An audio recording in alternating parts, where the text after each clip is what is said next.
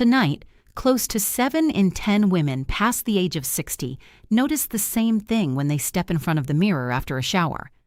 The skin along the inner thigh has shifted. It moves differently than it used to. It feels more yielding.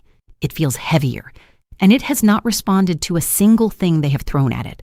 Squats, lunges, that little rubber ball squeezed between the knees, walking nearly an hour each morning, giving up bread, ditching carbs, slashing calories. Not one of those things has made a dent in that particular stretch of tissue running from the knee up toward the groin. If you are nodding right now, stay with me, because the reason that area has not budged is not the reason anyone has told you. It is not a fat problem. It is not a willpower problem. And it is not simply your age. It is something quieter than all of that. And once you understand it, the soft tissue along your inner thigh becomes one of the more responsive areas of the body to change. Not one of the most stubborn. 10 minutes a day, performed in a very particular sequence, held consistently long enough for the deeper layers to actually wake up and respond. Let me describe a situation many of you will recognize immediately. Picture a woman in her late 60s who has been working her inner thighs on and off for the better part of 3 years. She has followed along with videos, she bought the resistance band during a sale. The outer thigh has firmed up a little, the calves look more defined, but the soft tissue along the inner thigh, the exact part she set out to change, has not shifted even slightly. She steps out of the shower, she catches herself in the mirror, she pinches the skin between her fingers, and the tissue feels almost spongy beneath her hand. It lifts away from the muscle underneath in a way it simply did not 20 years ago. She lets go. She makes a quiet, private decision to stop trying. That moment, that silent surrender, is playing out in millions of bathrooms every single morning. And it keeps happening because the women who are putting in the effort are being pointed at the wrong target entirely. Here is the belief most people carry. Inner thigh softness after 60 is fat that needs to be burned away through inner thigh-specific exercises. Here is what is actually going on. Inner thigh softness after 60 is almost never purely a fat issue. It is a drainage problem layered on top of a muscle silence problem, layered on top of a posture problem. The fat you can see, and yes, some is there, is only the surface. The real cause lives 3 layers below it. We are going to move through all 3 carefully, and by the time we finish, you will have a 10-minute routine that addresses each layer in the right sequence. The sequence is the part almost nobody explains, and it is precisely what separates 3 years of effort with nothing to show for it from 3 weeks of effort with a result you can actually see. If this kind of explanation, the real mechanism rather than just eat less and move more, is what has been missing, MI Dr. Lenora builds every video around mechanisms exactly like this one, and the next video picks up directly where this one leaves off. One important thing before anything else. If the soft tissue along your inner thigh is swollen on one side but not the other, or if it is firm and tender when you press into it, or if it feels warm in a way the surrounding tissue does not, this video is not the right place to start tonight. That asymmetric pattern needs a clinician this week, not a workout. It can point toward a vein issue, a lymphatic obstruction, or in rare cases, something that requires prompt attention. The signal to watch for is always one leg behaving differently from the other. The pattern this video is built around is symmetric softness, both inner thighs feeling similar to the touch. Asymmetric swelling is a different matter entirely. When in doubt, see your doctor first, without exception. This video is not a substitute for a proper clinical evaluation. Now, the first layer. Your inner thigh sits inside one of the most sluggish lymphatic territories in the entire body. Lymph is the clear fluid responsible for carrying away cellular waste, excess water, and a small fraction of fat from your tissues. Unlike blood, lymph has no dedicated pump. There is no heart driving the lymphatic system. It moves only when you move, specifically when your muscles contract against the surrounding tissue and push the fluid forward through a series of tiny one-way valves, much the way a hand squeezes water along a garden hose. Now, picture this. Your inner thigh, when you are seated with your knees together or legs crossed, is a still eddy in a moving river. The rest of the body keeps circulating. Blood flows, breath travels in and out, the heart keeps its rhythm. But the inner thigh is the quiet pocket along the riverbank, where the current slows and the debris begins to collect. That accumulation is not fat. It is interstitial fluid, mineral deposits, water, and the byproducts of ordinary metabolism that the body simply never gets the opportunity to flush forward. A 2017 review published in the Journal of Vascular Surgery found that adults over 60 sit on average between 9 and 11 hours each day. For the inner thigh specifically, that means 9 to 11 hours of stagnation, 5 days a week, every week, across decades. You are not soft because you are aging. You are soft because the eddy never gets disturbed. And here is the frustrating part. When you finally stand up and try to address it with squats, you are working the front of the thigh and the back of the thigh. The squat is an excellent movement in many respects, but for the inner thigh in particular, it contributes very little because the abductor group barely activates during a standard squat. So you finish the set, you feel as though you have done the work, and the eddy remains entirely undisturbed. The second layer is muscle. Specifically 5 muscles you have most likely never thought about by name. The abductor group, adductor longus, adductor brevis, adductor magnus, gracilis, and pectineus, runs from the pelvis down the inner side of the thigh all the way to the knee. Adductor is simply the clinical term for any muscle that draws a limb back toward the body's midline. These 5 muscles pull your leg inward toward the other leg.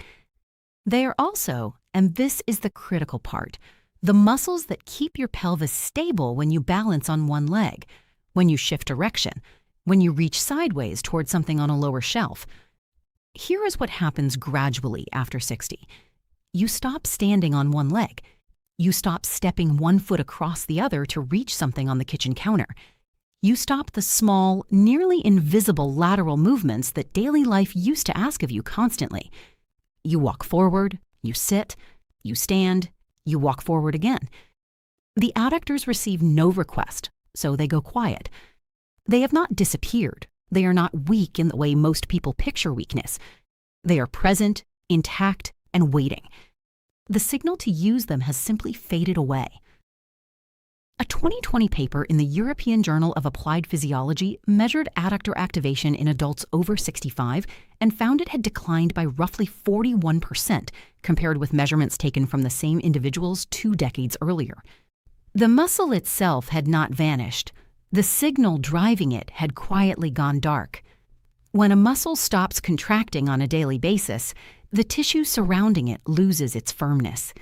The skin above it loses the tautness that comes from pressing against something dense from beneath, and the lymph in that region loses its only available pump. So layer 1 and layer 2 feed each other. Reduced muscle contraction means reduced drainage, and reduced drainage means increased puffiness, and increased puffiness means the muscle feels even more distant from the surface.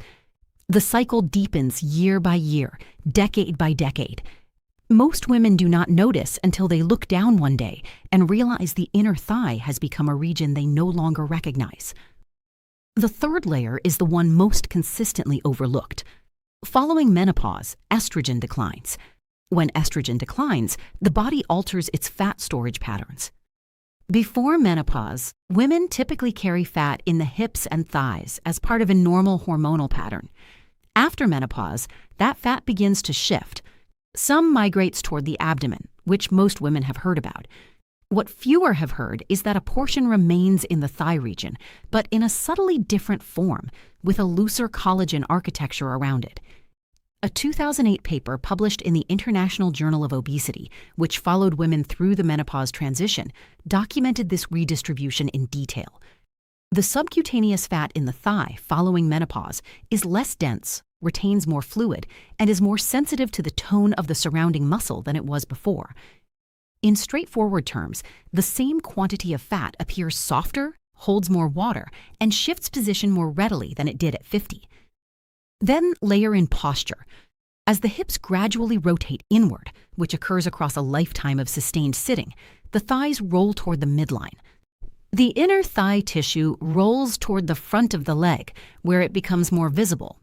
The back of the inner thigh hollows out, so the same body fat now occupies a slightly different position on your frame, and it reads visually as more than it actually is. 3 layers: lymphatic stagnation, muscle silence, hormonal redistribution compounded by postural rotation. The fat visible in the mirror is the messenger. The 3 layers beneath it are the actual message. One myth worth clearing before moving forward. The myth is that you can spot reduce inner thigh fat by performing inner thigh specific exercises. A 2013 study from the University of Connecticut tested this directly, having participants train only one leg for 12 weeks. Both legs lost fat in equal measure. You cannot select a region and burn its fat simply by working it. But here is what the myth obscures. You cannot spot reduce fat, but you absolutely can restore the 3 specific things that cause a region to appear soft: the drainage, the muscle tone, and the alignment. That is not the same as burning fat. It is something more useful. It is changing how the fat that is already there is held, drained, and framed structurally, which is what produces a visible change in the mirror even before any fat has actually moved. Most of what you will notice shift in the first 6 weeks is not fat. It is fluid and muscle tone, which is precisely why the change arrives faster than most people expect once they finally aim at the correct targets. Before the 10-minute routine, 3 brief tests you can do right where you are sitting. They take under 2 minutes combined, and they will tell you which of the 3 layers is most prominent in your body. Different women carry different proportions of each. Knowing yours helps you understand what to expect. Test 1. The pinch and lift. Take the soft tissue of your inner thigh, roughly a hand's width above the knee, and pinch it gently between your thumb and finger. Lift it slightly away from the muscle beneath. Notice what you feel. Does it lift as a single, uniform, soft layer, or does it feel like 2 distinct layers, a softer one on the outside and a firmer band beneath? If it lifts easily and feels consistent throughout, your dominant layer is lymphatic fluid, sitting in the surface tissue. If it feels uneven, with a denser layer underneath the softer surface, your dominant layer is muscle silence. The adductor has lost some volume, and the loose surface tissue is resting on top of it. Most women over 60 carry a combination, but one will feel more prominent than the other. Test 2, the press test. Press your thumb firmly into the inner thigh tissue and hold it there for 5 seconds. Release. Watch the skin. If a small indent remains visible for more than 3 seconds before smoothing back out, your lymphatic flow is running slowly. This is a mild form of pitting, not the kind observed in the ankles during serious medical conditions, but it tells you the fluid accumulation is real. If the skin rebounds immediately, your fluid layer is moving adequately, and your primary issue is the muscle layer. Test 3. The squeeze test. Sit upright with your feet flat on the floor. Place your fist between your knees and press your knees inward against it. Hold for 10 seconds. Pay attention to where you feel the effort. Is it midway up the inner thigh from the knee? Is it higher, nearer the groin? Is it barely perceptible, almost no contraction at all? If you feel almost nothing, your adductors have gone quiet. That is the muscle silence layer communicating directly with you. If you feel a clear contraction along the inner thigh, your muscle layer is still responsive, and your larger challenge is drainage and fat redistribution. 3 tests, under 2 minutes. A small, private map of your own inner thigh that your last appointment probably never provided. Now the nutritional piece, because the routine on its own will not resolve this fully. 3 specific food traps affect this region in particular, not overall weight, this region specifically. Trap 1, hidden sodium. The salt you shake onto your plate is rarely the issue. The sodium concealed inside packaged crackers, canned soups, deli meats, bottled sauces, condiments, and most commercial bread is the real culprit. Sodium draws water into interstitial tissue, and the inner thigh, your quiet eddy, is one of the first places that water accumulates. A 2016 analysis in the American Journal of Clinical Nutrition found that adults over 60 consume roughly 2,900 milligrams of sodium per day on average, with the majority arriving from hidden sources rather than the salt shaker. Trap 2. Refined carbohydrates eaten without protein. Plain white bread, a muffin on its own, crackers alone, a biscuit with afternoon tea. When these enter the bloodstream without protein to moderate the response, insulin spikes, and one of insulin's quieter functions is to direct the body to retain fluid and store fat in subcutaneous regions, the inner thigh among them. Trap 3. Insufficient protein at breakfast. After 60, the body requires more protein to preserve muscle than it did at 40. If your morning meal is toast and coffee, the muscles you are about to ask to reactivate, including the adductors, do not have the raw material needed to rebuild after movement. The majority of women over 60 are consuming roughly half the protein their muscles actually require. The tissue does not rebuild because it is undernourished, even when overall body weight appears normal. On the protective side, 2 food categories worth prioritizing. First, high water content combined with high potassium. Cucumber, celery, kiwi, white beans, bananas, potatoes with the skin left on. Potassium counteracts sodium and supports the kidneys in releasing the excess fluid the inner thigh has been holding onto. Most women over 60 are getting well under half the potassium their kidneys would prefer to work with. Second, magnesium. Pumpkin seeds, dark leafy greens, almonds, black beans. Magnesium improves the quality of muscle contraction, meaning that when you perform the 10-minute routine, the adductors fire more efficiently and recover more cleanly. And plain water. Most women over 60 are mildly dehydrated, and dehydration paradoxically causes the body to hold fluid in its most stagnant regions, including the inner thigh. Drinking water actually helps drain it rather than adding to it. 6 to 8 glasses, spread across the day, not consumed all at once, is a reasonable target. Now the routine itself. 10 minutes, 5 movements, 2 minutes each, performed in a specific order because the sequence matters more than the individual movements. Minutes 1 and 2, the legs up the wall opener. Lie on your back near a wall and bring both feet up against it so your legs form an L shape with your torso.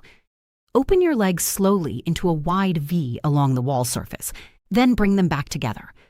Open and close slowly, approximately 20 repetitions across the 2 minutes. This is the lymphatic primer. Gravity handles the drainage, while the slow opening and closing action presses the inner thigh tissue upward toward the pelvis, where the lymph nodes can process what arrives. This addresses layer 1. You always begin here.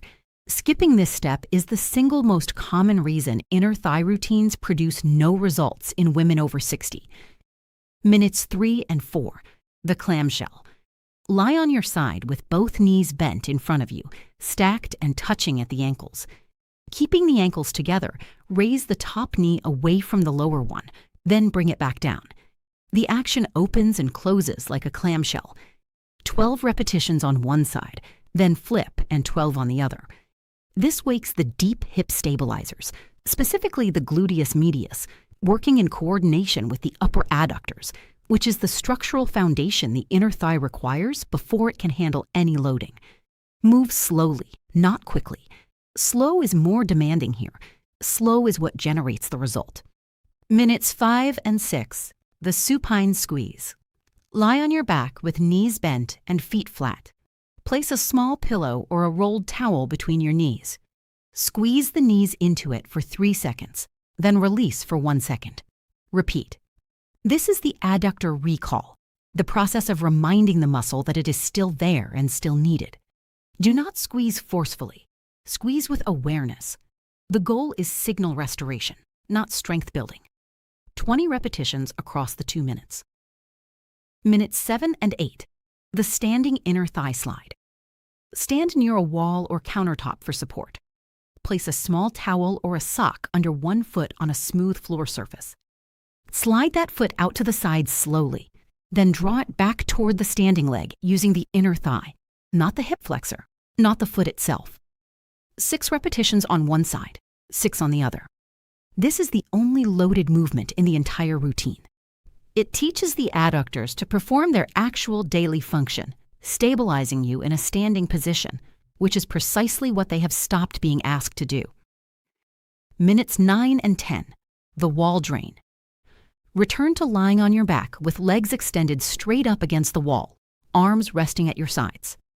Breathe at an easy, deliberate pace. 2 seconds in, 4 seconds out, for 2 full minutes. This is the closing drainage step. Gravity draws everything you have just mobilized back toward the central lymphatic system. The routine still works without it, but including it roughly doubles the visible result across the first 3 weeks.